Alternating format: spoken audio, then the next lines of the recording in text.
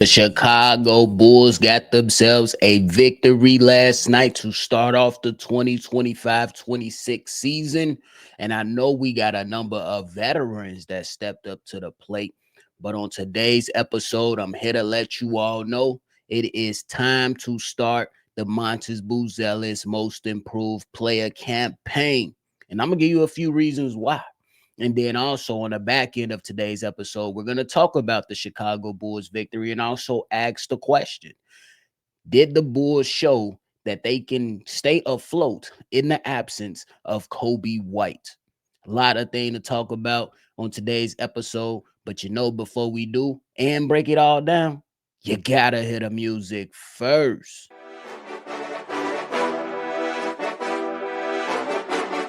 Cognac gang.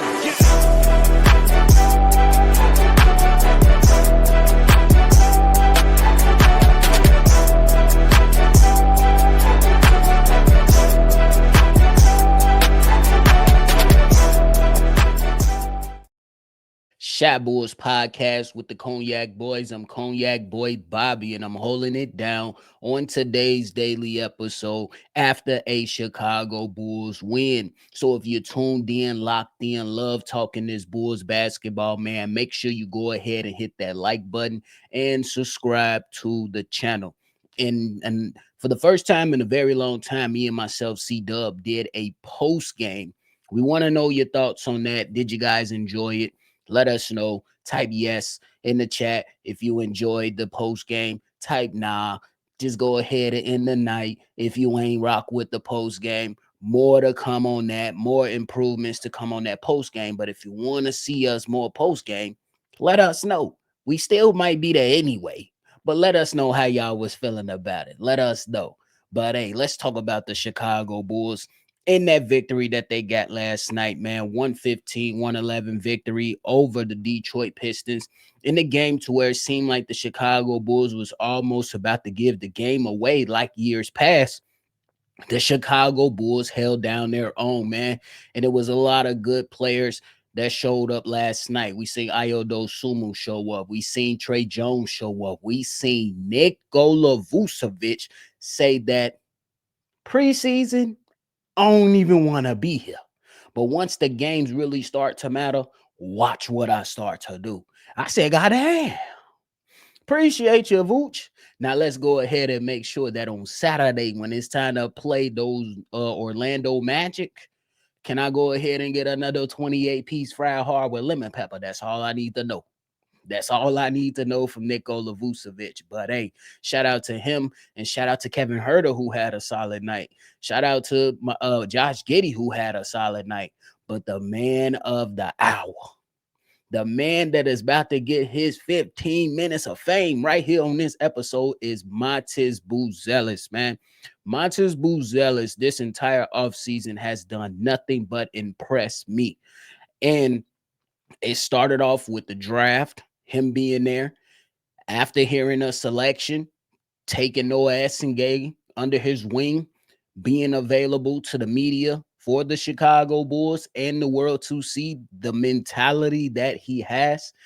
Montes Buzelis is saying the right things. And in just one game, I know it's just one game. I want to go out there and say, hey, it's not a big enough sample size, but he did show that it's time to start the most improved player campaign. I'm going to be interested to see how it all shapes up and how it all lines up when Coby White returns, because we know Coby White is going to be a volume scorer for the Chicago Bulls alongside with Nikola Vucevic, alongside with Josh Giddey's input. So we're going to see if the 21 points that Montes Buzelis put up last night is going to be something that we, have to see fluctuate a little bit, and how much of a decrease in point total will Montes Buzelis points, be once Coby White returns to the starting lineup, in just a couple weeks. But for the time being, now Montes Buzelis has about 5 games left until Coby White is going to be reevaluated. And that is enough time to get himself going to the point to where when Coby White does come back, you can still go out there and pretty much just be yourself. Montes Buzelis last night, 21 points, 1 assist, 6 rebounds, 3 blocks on the night, guys. Let me know how y'all feel. Because I honestly feel that Montes Buzelis can average 2 blocks this season, bro. I really do. I really feel that Montes Buzelis can average 2 blocks for the entire season this year. And that'll be major for the Chicago Bulls. And the best thing that I love about Montes Buzelis and why we got to start the most improved player campaign is the mentality. I say it all the time, no matter if I'm on this show, if I'm doing a feature with my man's Drip on Chicago Bulls Central, if I'm talking football with the Chicago Bears, if I'm being the guest on somebody. I don't give a damn how much talent you have. I really don't care how much talent you have. I'm looking into the mentality a player has because oftentimes we see what separates the goods from the greats. And the greats, it all starts up here.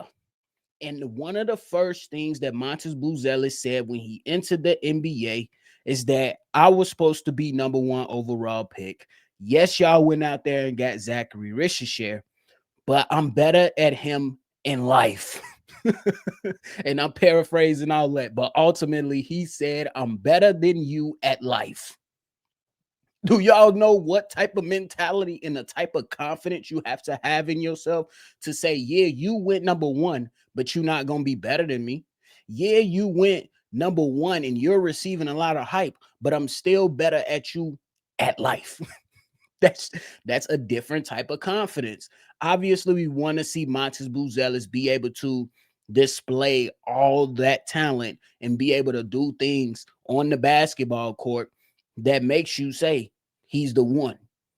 And it's still a little bit early to say that if Montes Buzelis is going to be an all-star, if Montes Buzelis is going to rise up to be a superstar. I think it's still too early to say that. But it ain't early to say, damn, this kid is very, very talented. This kid has the mindset necessary to be great. And obviously, all he got to do is put it on wax, y'all. That is now the thing for Montes Buzelis. Those the alley-oop dunk and then the poster dunk lets me know, especially the poster. Because a lot of times when you see poster dunks or attempts for a poster dunk, guys get nervous. Guys fumble the basketball. Guys are not able to execute and they don't talk smack behind the dunk. Montes Buzelis dunked the shit. I believe it was out of Isaiah Stewart, bro. And he said, fuck you time about. Montes Buzelis just let all his Chicago people see him say that, and they was like, yeah, he's a Chicagoan for sure. Because every time we do something in Chicago and we go out there and succeed, it's fuck you time about based on the results. We passed that test that we want to take in school, fuck y'all time about. We go out there and whoop some ass in the street, fuck y'all time about. We bust your ass on the basketball court or the football field, it's fuck y'all time about. If you get the point, if you understand the point, that is true Chicagoan stuff right there.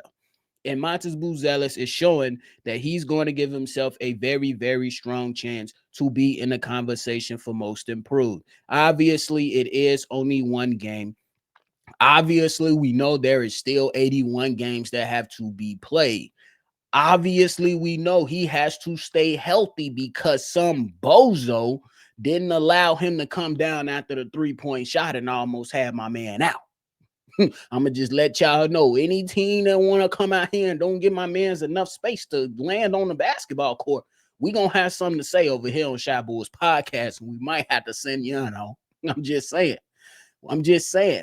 We gotta make sure that this young kid is healthy. The good thing is that he bounced back up, let that young blood get flowing again, and he good. We're gonna see if there's anything that happens or transpires or comes out later today about maybe some swelling or anything, and we're gonna be watching that closely. But I think that Montes Buzelis, bro, he's just it's the mentality that I love of this kid. I know I've seen plenty of talented people come into the Chicago Bulls team and not necessarily pan out based off the mentality. And the mentality is different for this kid. And I hope that we get to see what I believe we're going to see: multiple dunks, multiple shots blocked, multiple three-point shots being hit, multiple impactful plays being displayed by this young player, man. So we starting that most improved player campaign for Montes Buzelis, and we'll see where it lands us. If it lands us in the most improved player win, I'm gonna go crazy. I'm gonna celebrate for my boy. If we don't get it, I'm gonna be a little ticked off. I ain't gonna hold you, because my man's Coby White should have a most improved player trophy on his trophy case. In his trophy case, he was robbed of one. Let's make sure we get one to my man's Montes Buzelis. Let me know how you feeling about that. But hey, before we get up out of here, I want to talk about if the Chicago Bulls showed that they can stay afloat in the absence of Coby White. Let me know what you think, because I believe absolutely. The Chicago Bulls, the way that they played, if we're not talking about box score, if you just watch the entire game and not talked about box score, you see that early in the game that the Chicago Bulls, they held their own defensively. The rotations was there. They played physical, and offensively, they did the things necessary. They attacked the basket. They moved the ball. Not every shot went down, but you love to see those guys go out there and attack the painted area, make shots at the rim, get to the foul line, and put pressure on the opposing team. And just to go back to Montes Buzelis, 7 for 7 last night at the free throw line. Just saying. But you see all those things and bringing the physicality and attempting to take charges now. Multiple Bulls players attempted to draw a charge last night.